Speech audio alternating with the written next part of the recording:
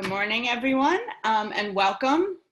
I'm Rebecca Friedman, the director of the Florida International University Wolfsonian Public Humanities Lab. Thank you very much for joining us this morning for today's chat, Coffee and Conversations, Cultural Institutions in Times of Crisis. This conversation today is one in a series of chats we've been having with leaders in our communities, locally, nationally, and globally, leaders of museums, libraries, cultural institutions, and so forth, to talk about the ways in which various institutions are responding to the coronavirus pandemic. Today, I have the tremendous pleasure of welcoming artist, entrepreneur, museum leader, and friend, Alan Ket, co-founder of the Museum of Graffiti in Wynwood.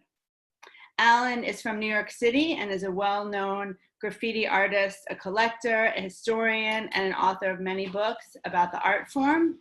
He moved to Miami, if I'm not wrong, about 3+ years ago to work on a project in Wynwood and Wynwood Walls.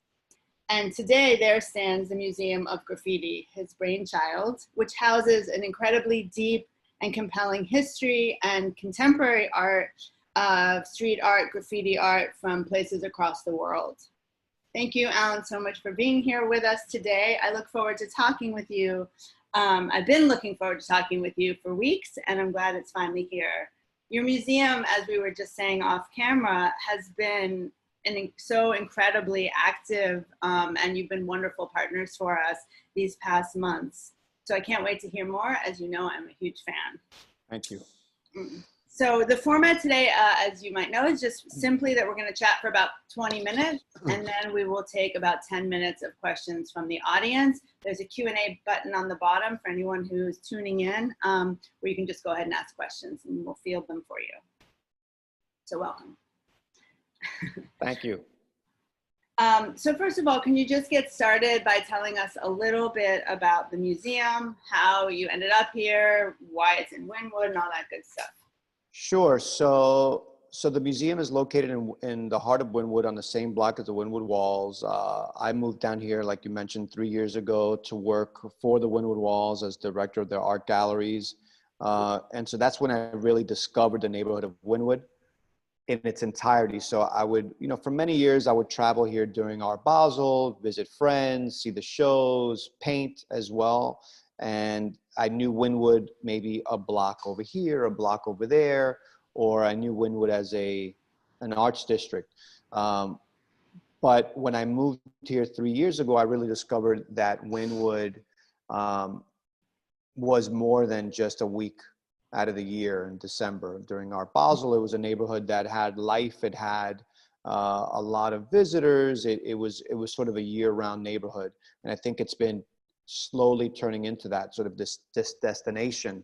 And so being here, being at the Wynwood Walls, seeing and learning about tourism in Wynwood and learning about Wynwood as a street art, mural art, and graffiti art sort of capital, or destination, I thought to myself that, there should be a museum here. Part of that was informed by all the visitors that I spoke to daily at the Wynwood Walls that asked questions about history, about artists. They asked for, more context to what they were seeing. And I was able to give it to them, but I would routinely lose my voice every day in that process. And so I thought to myself, this neighborhood, this needs something to explain history, context, talk about the artists, and give their story beyond the tour guides or the tourist guide groups that existed, because many of them are led by like food guides, and so they don't really know. And there was only really one artist-led tour group. And so I thought that it was a big deal to do that. And that it really also spoke to my love for this art movement, my commitment to preserving the history and presenting the history and work that I've been doing my whole life. And so it sort of was the perfect storm for me. The discovery of this neighborhood and the potential in this neighborhood, the need in this community, in this neighborhood, and my own personal passion for this. And so I just jumped into it, went out and found a partner in Allison, my business partner, raised the money to do it, and embarked on launching this thing. And so in 2019, I quit my job in January. And then the next day I started working on the museum, and we launched in December of last year. It was a feverish pace, but we got the place open, and here we are. And so I'm in the museum today, although we are closed to the public, because it's nice to work from not home. I appreciate that. Can you then, now that the museum is actually there and you've been there for a while now, can you talk a little bit about what the Museum of Graffiti does for the community and what makes it kind of unique or important in its kind of message and meaning today? Sure. So the Museum of Graffiti, you know, the reason why I thought that we needed to do this project, besides Wynwood is great and tourists want this information, which, you know, you could take it or leave it, is because this movement, this art movement, has been marginalized from art institutions around the world, primarily, right? So what I mean by that is that this art form or this art movement has not been taught about. It's not taught about in schools. It's not taught about in museums. The artists of this movement are you know, pretty much missing from institutions around the world. And so you don't get to learn about Phase 2, who's behind me, or Coco 144 that's behind me, although they were very important participants in what would be considered maybe the biggest global art movement of our lifetime or of ever. And so I had issue with that, you know, and I understood that Keith Haring was not a graffiti artist, you know, and then Jean-Michel Basquiat was not a graffiti artist. But, you know, museums teach something else, and art schools teach something else, and they're teaching the wrong history. And so what we do to contribute to the art community at large is we are doing the work that's missing, the work that hasn't been done yet, because this art form and this art movement has been dismissed by curators, it's been dismissed by adults, it's been dismissed by people with MFA and fancy art degrees that run museums, and all these fancy people that don't understand street movements and street culture and alternate movements by young people and also by people of color. And so, you know, I think that they are insane. And so we're doing the work that these misinformed or poorly informed people are not doing. And so that's what we provide to the community. We provide to everybody the opportunity to learn about this great art movement and about the pioneers, the participants, the practitioners, the development of this art form that has over 50 years of history in this country.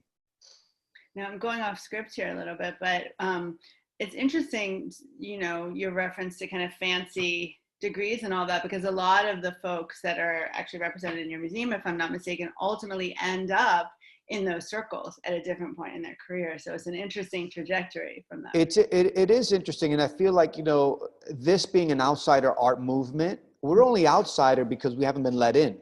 Right? We're not necessarily outsider because we want to be outsider. Right. You know, a lot of the artists here are autodidacts, right? They've taught themselves this art form. They didn't go to art school, but some of them did. Right. You know, the ones that went to art school did so because they were given access or opportunity, or they went for it, and it improved their art and they learned. And some of them didn't necessarily need that. Some of these artists today are being celebrated around the world, or finally being recognized. And so, you know, I don't necessarily attack the establishment for what they are. I just think that the establishment, whether it's sometimes universities or whether it's, you know, art institutions, museums, they just don't have enough information, and they haven't done the work yet. Right. That doesn't mean that we can't push to get the work to be included or to be recognized. I think that part of the work that we do is to engage folks, not just artists and tourists and fans, but the people that need to be engaged to help them further their work, or to sort of realize that there's been you know, a fallacy or a lack of inclusion or an injustice. And so how do we rectify that? Well, come here, we could talk about it. And so hopefully be, one day be a research center. So curators could come here and learn. And so they could go back to their institutions and say, you know what, this group show that we were doing on African-American artists of the 1970s should include this artist from this art movement because he was important enough. Right. But without that sort of information, it's hard for people to do. And without the books, at some point there were no books on this art movement. And that's why I started writing these books. Now there's more and more information. Now you can go to a bookstore and there are dozens of books. Right. So, which is a wonderful, thing to have happened, but you still have to pick them up and read it. And so I think there's still an inherent bias that exists, unfortunately, with people with degrees that have learned, within this academic institution, and they think that whatever's in the books is law. And if it's not in the books, it didn't happen or it doesn't exist. And so I think that there needs to be more research or more, done, within an academic setting so that people feel like, okay, it's been done in the right way, in the way that we've been trained, but maybe we need to, put the lens towards just things that haven't been discussed yet. And so we need more PhDs. We need more people studying, more MFAs. We need more people involved from an academic side to look at us and look at this art movement and say, yes, we want to study X. We want to study, the Bronx in 1970 and look at the art movement that was happening in the Bronx as an example. Well, we're hoping our partnership as we move forward through this will help make some of that happen, at least with FIU. So maybe now you could talk a little bit about, for our audience, what you're doing now and how the museum is responding to this whole new digital environment.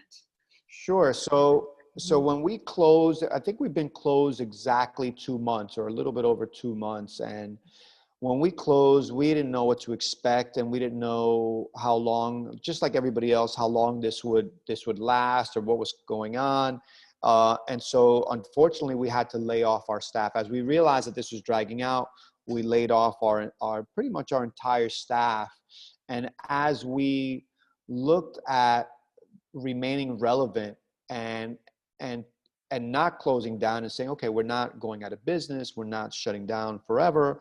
We wanted to participate digitally so that people could know that we still exist, that we're still here, that we still have work to do. We really took this as a time to do more of the research work and more of the community work that we weren't able to do so much when we were open, because we were really caught up in running a museum and doing that sort of the hand-to-hand teaching or education work when people are in the building. And so we thought, well, listen, if we lose our entire audience, which is terrible, we lose our audience, we lose our income, how can we continue to teach, and how can we continue to be an active voice in our community and really do the work that we love, and that we opened the museum to do. And so what we did is we moved towards a digital world and hosting daily art talks. So our curator, Carlos Mayer, instead of laying him off, we gave him a new position. We said, hey, why don't you become a digital producer and curate an art talk? And so he thought it was a great idea, and he wanted to do it once a week. And I said, well, hey, once a week is not going to be enough to justify your salary. And so how about 7 days a week? And he thought I was crazy.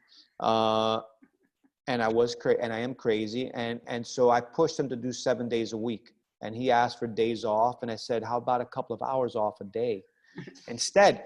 And so, we negotiated a space of being the most active, or being as active as possible, so that we could deliver content consistently and develop an audience, develop a following. And so the daily art talks for us has been really important, because we get to speak to artists from all over the world, get their story, get their history, find out what they're doing now, and deliver that to a global audience. So you no longer have to make your way to Miami to Wynwood.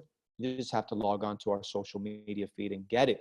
We started giving away a weekly coloring book. And so people could download. Every Monday, we upload a coloring book with artists from all over the world.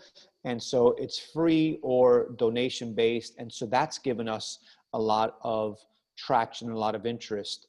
And then we've been hosting internally some Zoom calls as well to be able to capture more stories. And so, you know, we I guess basically took the opportunity to do work maybe like in, you know, in the public humanities and research work that we love, that normally we need funding for, and we need to go out and get funding. But instead we said, you know what, we have some budget that's not drying up. We normally would spend that on staff that's not doing this work. Let's sort of adjust and reconfigure the work that we do to allow us to take the most advantage of this time.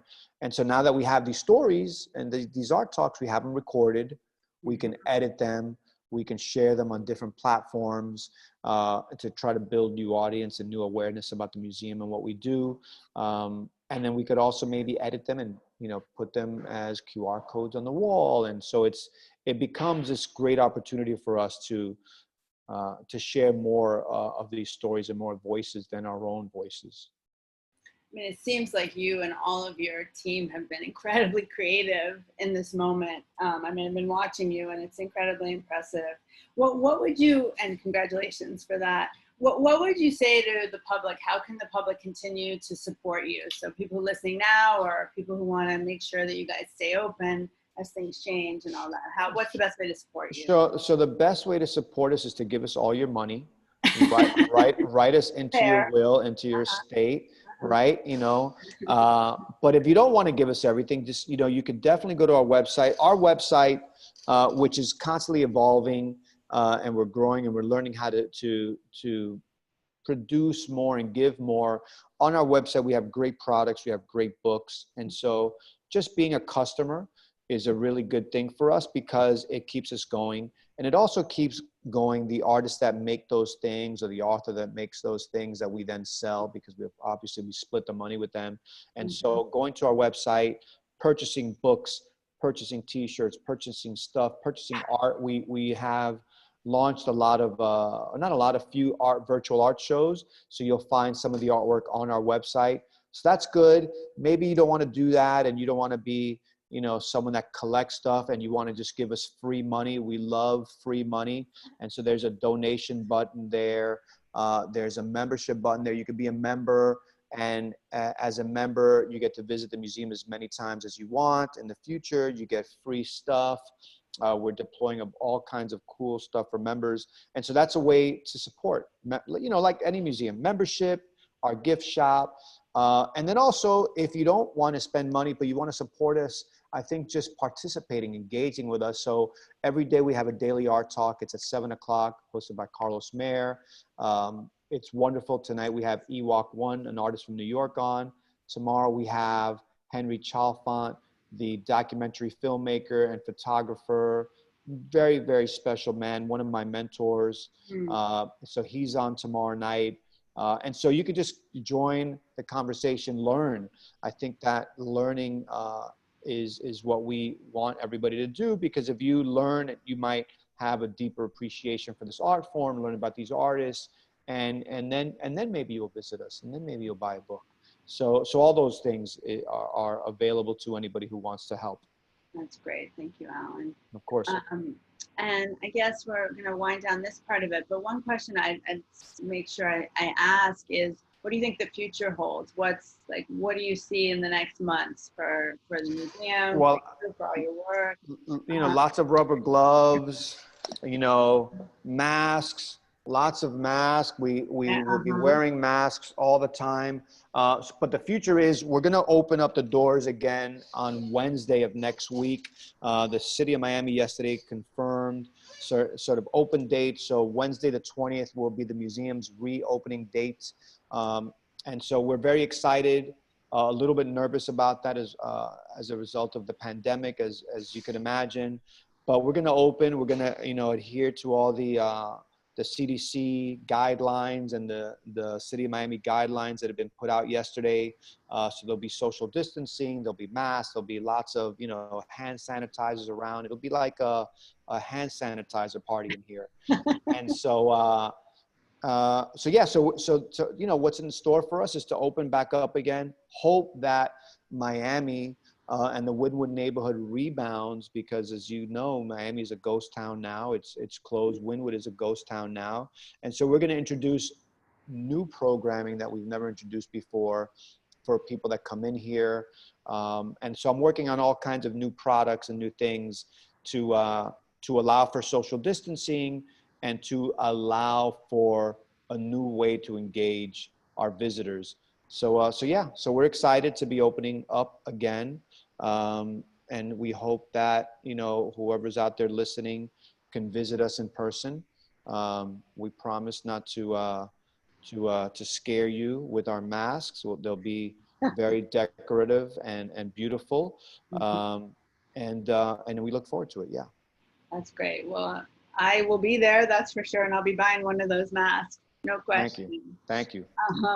So before we turn over to the questions, are there any more final things you want to say?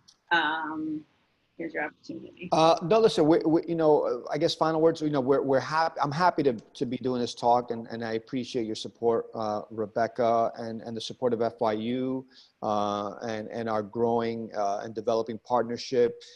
For us as a museum, that's new, that's small, that's sort of still learning how to do this.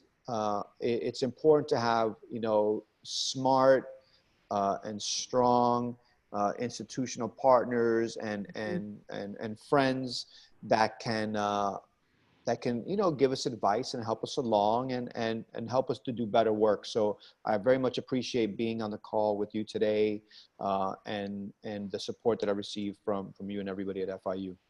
Well, it's entirely mutual. So let me go ahead and turn over to questions. We got a couple here. The first one is from Julio, with whom I work very closely, and I know that you've met him, Julio Capo, the Deputy Director. He says, many thanks, Alan. And he basically, to cut to the chase, asked if you would talk a little bit more about the coloring books, and let us know what are they? How did you come up with particular ones? Great. Sure. So thanks for the question, Julio. So the coloring books are coloring books, they're called the stay-at-home coloring books. So we want people to stay home. We wanted people to stay home. I don't know if people have a hard time understanding the dangers or the responsibility that we all have as humans to each other during this odd, strange, and really surreal time. And so we wanted to come up with something for our kids and for adults to do together when they were, quarantined or self-isolating at home. The Right. Stay-at-home coloring book was one of those ideas. We thought we'd do it for 1 week. It's turned into, now we're launching the 6th week of the coloring book on Monday. And so it's basically a free digital coloring book that's available on our website, in our gift shop. It's a digital download. You go on it, you click, you say you want it, you give us your email, you hit enter, and then we send you automatically the digital download link, and you download it. And so every week it's a cover plus 5 pages. We've reached out to our artist friends around the world to contribute great art. It's all kinds of styles of art, and then people also reach out to us and ask us why or how to participate. So we've been getting a lot of great submissions as well. So there's 5 weeks worth of downloads there. So 30 pages that you could download immediately now and color away. That's great. I'd suggest not just for kids. It's not just for kids, and some of the illustrations are pretty complex. Yeah. So for both. Yeah, absolutely. Thank you. So we have a question now from our colleague and friend, David Rifkind, who also works with the Public Humanities Lab. He asks, what are some of the innovative ways you've recorded graffiti, especially given how quickly artwork can get painted over? Is your archive available online?